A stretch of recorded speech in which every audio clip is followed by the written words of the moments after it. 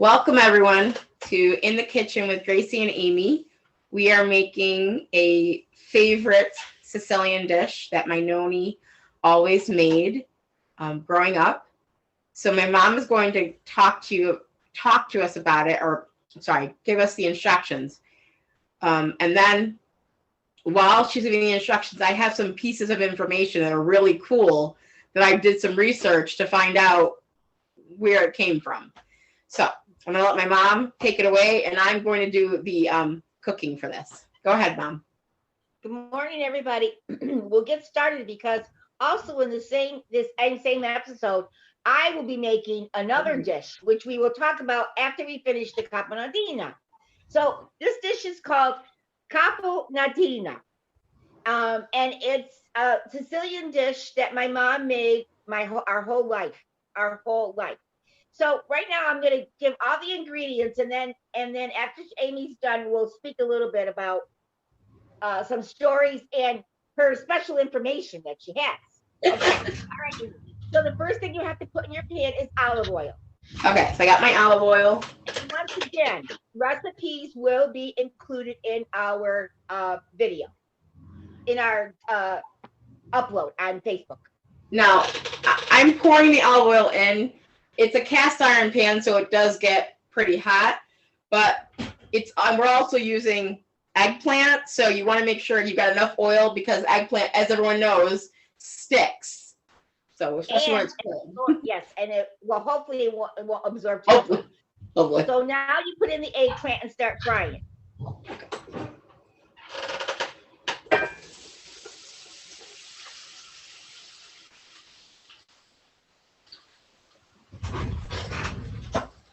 Sorry for my reach. I know my whole body's in front of the camera. Okay. This process might take a while. What heat do you have that on right now, Amy? I have it on medium. Maybe you want to get it up a little bit higher just to get the eggplant going, then turn it down. Okay. Okay. So I put it on about a medium high. Okay, so the eggplant is going to start to fry up. When you start seeing the eggplant start to get like soft, okay, then you're going to add onions and garlic to that.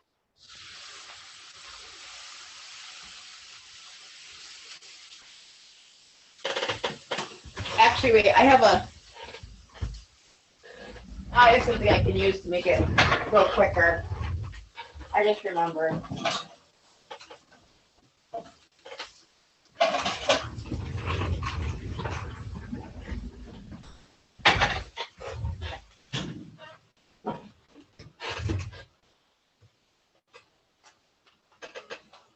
Yeah.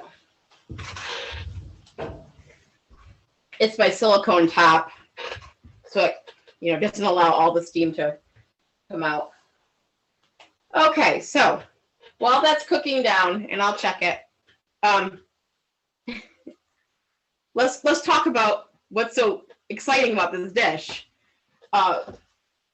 The information that I found is that it's caponatina all across Sicily, but it comes from the word caponata, which actually comes from capone fish, and these capone fish, these aristocratic Sicilians, right?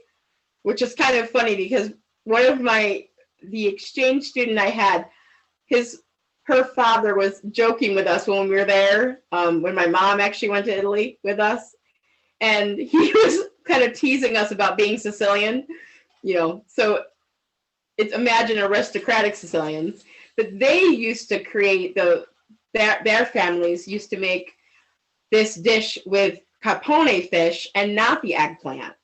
And then the chefs would make the same sweet and sour sauce that, but then the poor peasants, they didn't have capone fish. They weren't rich enough. So they had to use eggplants. And now it's a most famous dish all through Italy. Everyone makes it from what Sicilian peasants used eggplants.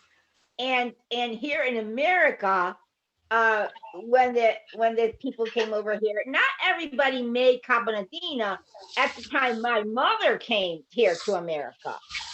Very few people made this dish. Really, the Sicilians and the Italians who probably were very, very poor, and those are the ones that made this dish when they came over here. So this really basically was peasant food, as you call it, and I don't know how long it took. I think when the Food Network came to be on television, it kind of snowballed because the chefs on the Food Network, Emeril Lagasse, Mario Batali, they started to make, all of these dishes that one went to Italy, one lived in Italy, and caponatina came to be a gourmet food. So when you go to a restaurant now, some restaurants, you will see on the menu what we are making today. It's really, really amazing what we're making today. How's it doing now? Is it doing okay? It's getting softer. Why don't you add the onions in right now while it's, so then, everything can cook together. And your garlic. And then you can, maybe turn it down a little bit, and then let it go and it'll start to get soft.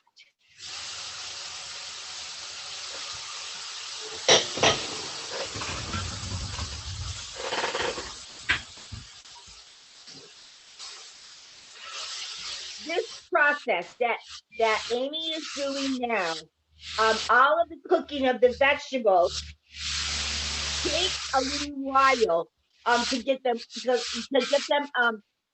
softened, because all the vegetables are so raw in nature, and when you're cooking celery and onions, it does take a little bit. I will give you a little clue here. Something that I have done since I started making this caponatina, and that is that since I got my Instant Pot, I have taken the eggplant, the onions, the celery, and I have put it in my Instant Pot for about 1 minute, maybe 2. And I let it come to pressure in the Instant Pot, and then I do a quick release of the pressure, and I take it out, and all of my eggplant, celery, and onions are nice and soft, so I don't have to go through this process. It's a frying pan. It's like all ready and done for me. Yeah, no, that's a great idea. That I was thinking of doing that, but then I thought, well, let's show them how the original. This is the original. Yes. How the original was. This is your original recipe of how caponatina started to be made. You could always adapt to a lot of different ways of doing it. If you had your Instant Pot, you could also fry your caponatina maybe the day before. You could your eggplant the day before. You could put it in the fridge, your onions and everything. Then when you're ready to make the whole dish, then you could take those things out and put it in and follow the recipe. I was gonna say something else that I found out was that many dishes of this all across Italy, there was one piece of information from this one site that talked about caponatina from Trapani and caponatina from Catania, how it's kind of like a competition. And I'm not sure if it's like a actual competition, but how like the differences in regions. And those particular regions were highlighted in this article, and they're kind of different, but something that many of the dishes have in common are these ingredients, but then people put in capers. Some people put in capers. Some of them put in pine nuts. Some put in fresh tomatoes instead of canned tomatoes. Exactly. Some people put in fresh basil leaves. So really, some people put in raisins too. Some put in raisins. Right. So it's really amazing, how this dish Yes. Okay, so My mom always put in capers, but I personally don't like capers, but we'll put it on the recipe as an option. But yeah. I personally don't like capers, so I don't put capers into my dish. Okay, I Now you think. can add your celery. Okay.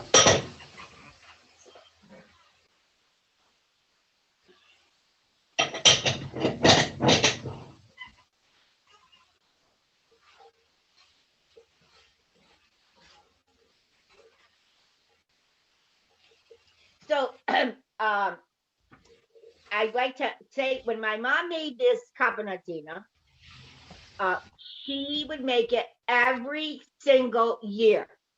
As far as back as I can remember, I bet ya I was probably 7 or 8 years old where I remember my mother making caponatina. My mother not only made the caponatina, my mother made big batches of caponatina and she would can it. Okay. And so we had caponatina all winter long. Well, I remember when I was in high school, uh, we had a lunch area down. You had to walk down the road from the high school, a short distance, and we had to bring our lunch because there was no cafeteria. It was just a place to eat lunch. So my mother would make our lunches, and I opened up the bag, and there was a caponattina sandwich. Well, that was fine. Okay, fine, fine.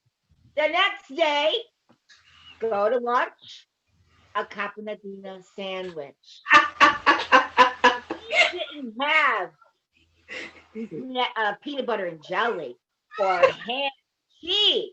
No, we had to have caponattina sandwiches. Well, I hate to say this, I'm a picky eater. I would get very angry having to eat caponattina sandwiches for a whole week. So, to say the least, I really didn't like caponattina sandwich. I didn't like caponattina after a while. But as I got older, but I will tell you one thing. Uh, when we did have it in the house, and she would go and open up a jar of her canned caponattina, of course, don't get me wrong, it was wonderful. It's just when I had to have it as a sandwich, that's when it became a little bit trying. But this caponattina was very special in our household, very special. And as I got older, um, and then after my mom passed away, I started to make it and learn to appreciate this special caponattina dish that I didn't like to have when I went to school. But it is very, you'll find when you eat it, it's delicious. It really is. It's so funny that, my mom's experience with it is so different than my experience because we didn't we grew up with our Nona. We all grew up with our Nona, but we weren't there at the house, at night or every day, or she didn't make us lunch, So for us, or for me especially, the grandchildren, we'd go to her house, and sometimes it'd be on the weekends, sometimes it'd be after school, and she'd send us downstairs to get the jars. We'd have to we'd have to know which jars were which. She'd say, go downstairs and get and I always heard it as caponatine, not caponatina, even though she said caponatina, but she said it so quickly that I heard it caponatine. So that's how I grew up, with the words. My mom and I were talking about this yesterday, like, how did that, what? So right. She'd send us downstairs and she said, go get this specific jar, and we bring it upstairs, and she would toast the bread. She always made toast. Noni always made toast. Like there was always toast in her house. Always toast. So, and she had her little, she didn't have she had the little toaster oven. So she always had a little tray to put the toast on. So we'd have, toast with our caponatina. It was just, and it was like really exciting. That was like the best part, So for me, it was more, it was a treat for my poor mother who was eating it every day. Every day. So now we could put in the stuff, and this can simmer and cook, and you'll be cooking when I start doing my dish, this will be all done. So the next thing that you're going to put in now is the tomato sauce. Okay, so I got my can, and I just use regular. You may not need the whole can. Oh, okay. Just maybe pour in half of it in the beginning. Let's see tell me what you got in there. Okay. Yeah, that's good. Okay. Because you're going to get water from the onions and the celery and all of the ingredients that you put into this mixture. Right. Is it saucy? Yeah, it's nice and saucy. Okay. If you don't think it's going to be saucy, real saucy, then you could add some more tomato sauce now. No, I mean I see some liquid. I definitely see how the vegetables are producing liquid. So I think you're right. I think this is going to be enough. I think I got half the can. Yeah, I did. Okay, while you're doing that, add your olives. Okay.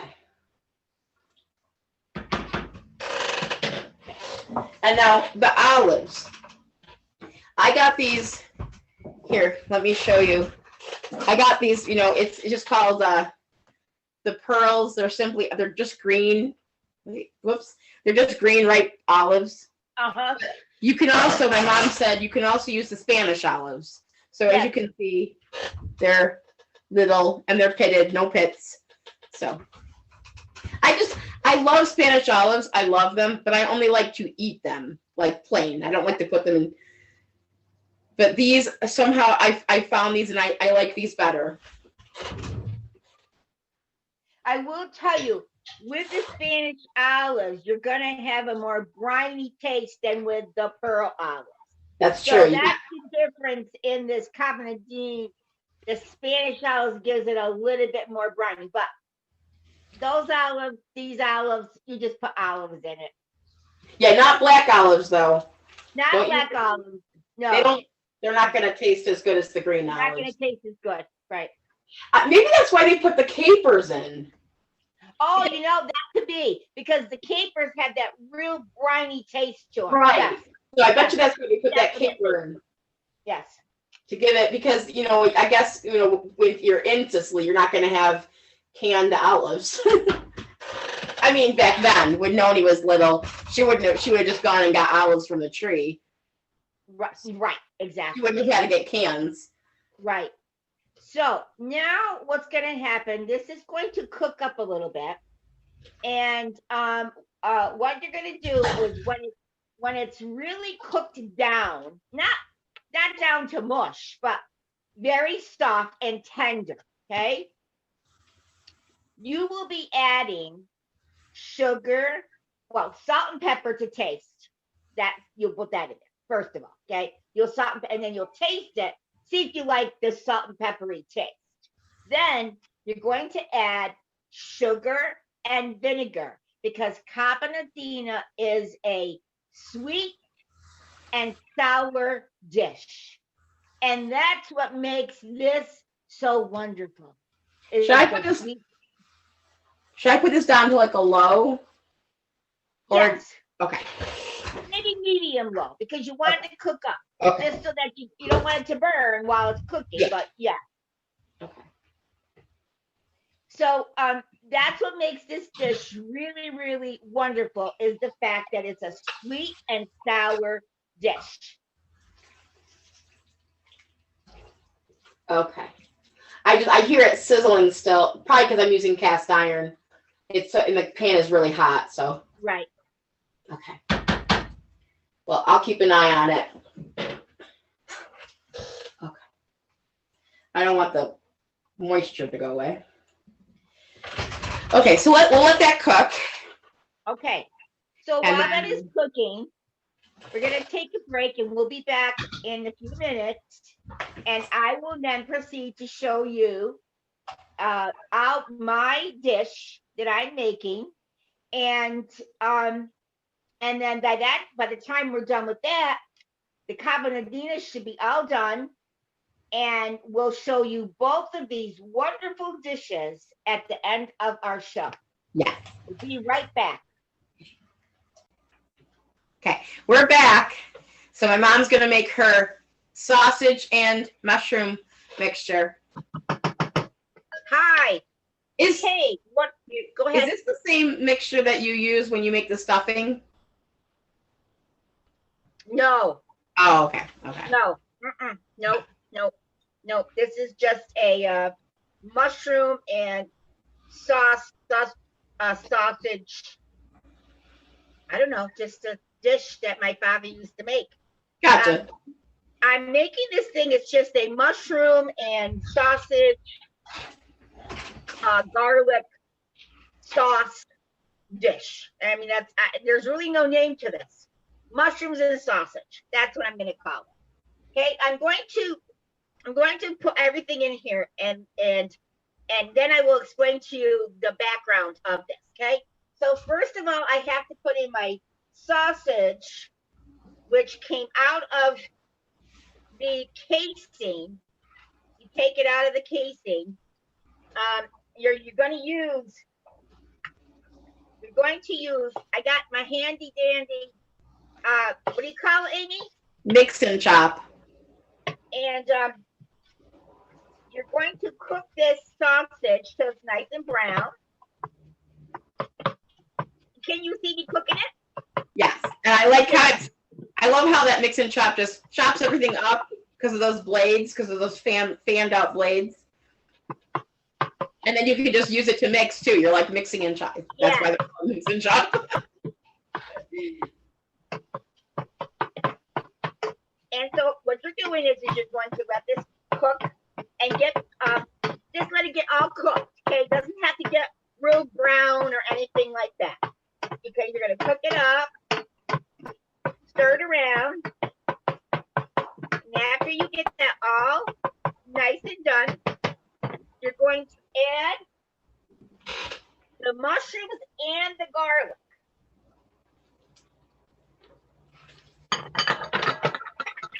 It fell down. Okay.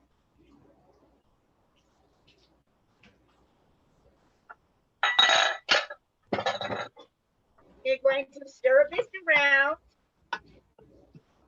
Now, when you're cooking the mushrooms, you kind of want to have it at a high heat to start this mushrooms cooking, because the mushrooms have to get softened in your cooking process here. And you want the mushrooms and the sausage, the mushrooms and the garlic to kind of marry each other. One thing about this dish, which I will put in the recipe, this dish calls for a lot of garlic. Gotcha. And the recipe is going to say 10 cloves. Oh, wow. The thing about this thing is the garlic with the mushroom. The sausage is not the main part of this. It's the garlic and the mushroom. You want the garlic and mushroom flavor, okay? So you cook this all around. I'm going to do this quickly because I have one dish already made. You cook this.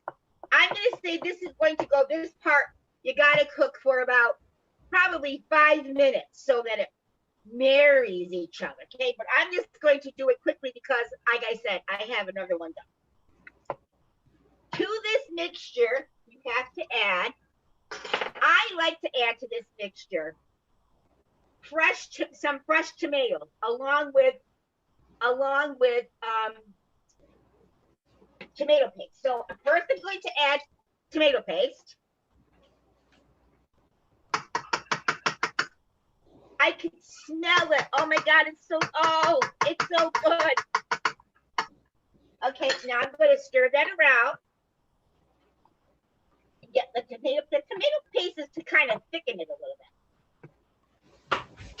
To thicken your sauce, okay? Right. That you're going to put in here, okay? So you stir that. Get that all nice and stirred. Oh, this is making me hungry. Okay, then what I'm going to do is I'm going to add a little bit of fresh tomatoes, because I like to add a little bit of fresh tomatoes. It kind of gives it that, I don't know, a little fresh taste to the cooked taste. If you understand, kind of understand. Yeah. Okay. So you stir that around. Okay. You just keep cooking this. Pardon? No, I said yes. Gotcha. And you just keep cooking and cooking and cooking. Okay. The last thing you're going to put in is your tomato sauce. Okay. Crushed tomato. And you're going to use quite a bit. It'll be in the recipe. And you'll stir that around, mix it all up, let it start cooking. I don't know, can you see this okay? Yeah. And let it start cooking. Oh, the smell. I wish I had smell-o-vision. I'm also going to add a little bit of water to this because I want the flavors to marry and I don't want the sauce to burn, okay? So I'm just going to add just a little bit of water, maybe, it'll say in the recipe, probably a quarter cup. And it's going to turn to kind of like semi liquid, not real liquidy sauce. You don't want the sauce to be like a soup. And you don't even want it to be like your sauce that when you make spaghetti and meatballs. You want it to be a little bit thicker. So what you're going to do is, and then you put a little salt and pepper. You could also, if you want a little heat, you could put in a little bit of pepper, red pepper flakes, if you want heat. One thing that is absolutely necessary. Oh, look at this. This is amazing. One thing you do want to make sure when you buy your sausage that it is Italian sausage, because that's also what makes this dish, right, is Italian sausage. You can buy hot if you like hot. I personally don't like hot. So this is the dish. You stir it all around. You put a cover on it, and you let this go for 20 minutes on the lowest setting, because you don't want the sauce, you don't want this to burn. right. Your mushrooms are going to get nice and soft and tender.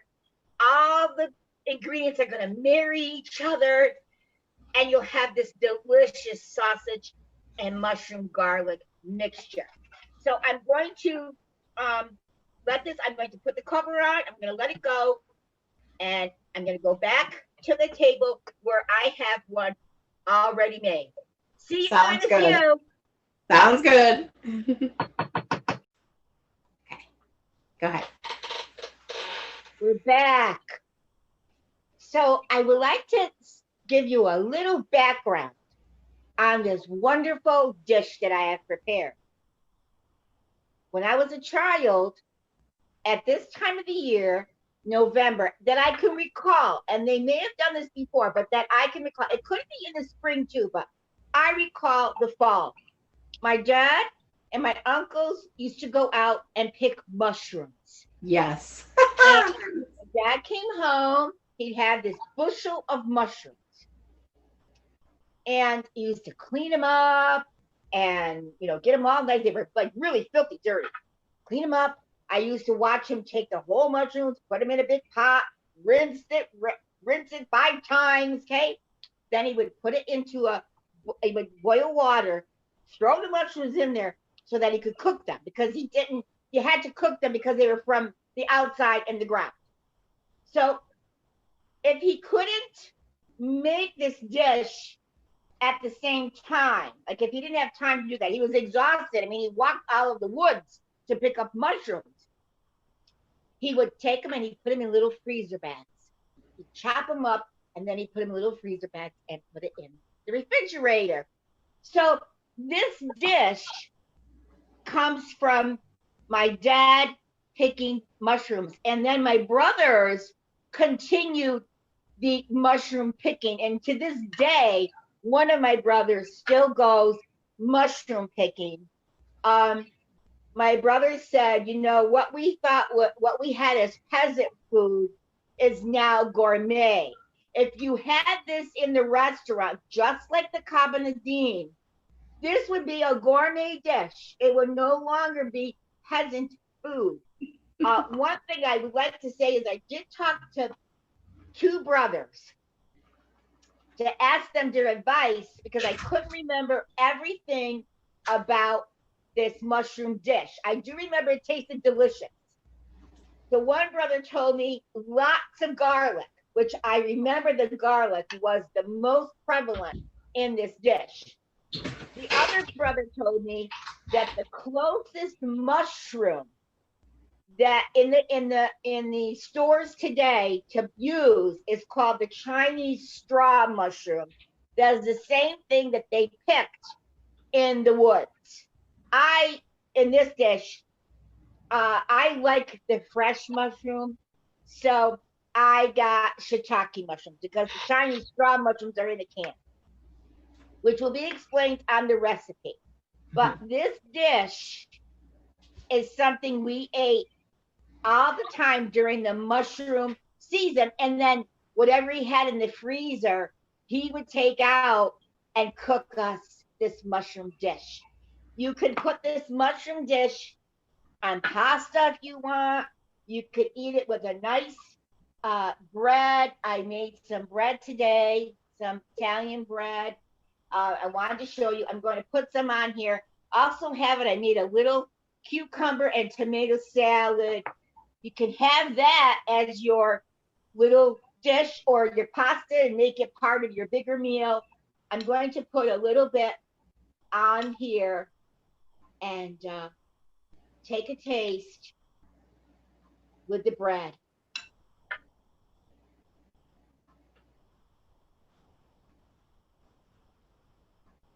Delicious. Absolutely delicious. Well, it's funny that you remember the mushrooms. When I was a kid and Grandpa would bring home mushrooms it was kind of always like suspicious, like, where'd you get those mushrooms? But he knew. Grandpa was really good mushroom picker. He always could identify the mushrooms that were the good mushrooms versus the ones that were, not good mushrooms. He was very good at it. We never got sick on mushrooms, ever. No, he always really had the best. He always got the right ones. Yes. And then, learning as someone who taught science, and I learned that mushrooms are everywhere. Like, they're fungi, fungus. They just grow everywhere. So, the different mushrooms, you do have to like study them and figure out which ones are the poisonous ones, which ones are the, edible ones. But he was really good about it. He knew. He just knew. He knew. He figured it out. So I remember this dish as a child. I always remember, though, this dish being so, like, you felt like you were eating, I mean, I know there's sausage in it, but the mushrooms were so meaty. Like, they were so, like, meaty. And, the mushrooms were so, I can't explain to you the texture of the ones that he picked out in the woods. Yeah. I can't explain it to you. The texture was just meaty and flavorful when he mixed it with the garlic and the sausage and the sauce. It was just a dish that we all really, really enjoyed him making. But I never had this as a sandwich. Never had that as a sandwich. Only the caponatina. Now, go back to your caponatina there. Yes. Show them you're putting it on the bread, Amy, and taking a bite. On my bread. Oh, the memory. Yes. Oh, how is it? Good? Mm-hmm. Sorry. It's delicious. Absolutely delicious. The sugar and the vinegar, because I added that while we were breaking. The sugar and the vinegar are,